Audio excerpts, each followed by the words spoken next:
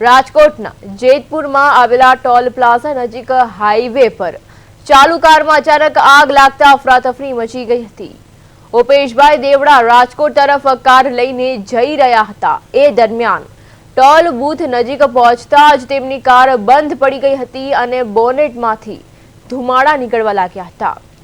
સમય સૂચકતા વાપરીને તેમણે કારને સાઈડમાં ઊભી રાખીને પોતે નીચે ઉતરી ગયા અને સામાન પણ બહાર કાઢી લીધો, જે બાદ કારમાં આગ લાગી ગઈ। ઘટના અંગે જાણ થતાં ફાયર વિભાગની ટીમ ઘટના સ્થળે આવી પહોંચી હતી અને આગ પર કાબુ મેળવ્યો હતો।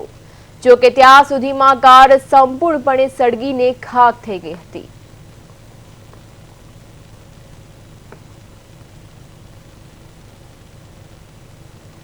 टोल टेक्स आव्યું પહેલા જ ગાડી બંધ પડી ગઈ અને અચાનક બોનેટમાંથી ધુમાડા નીકળવા માંડ્યા, જેથી કરીને મેં મારો બધો સામાન લઈ લીધો અને થોડી જ વારમાં બધો ગાડી આખી હરવે સળગી જ ગઈ।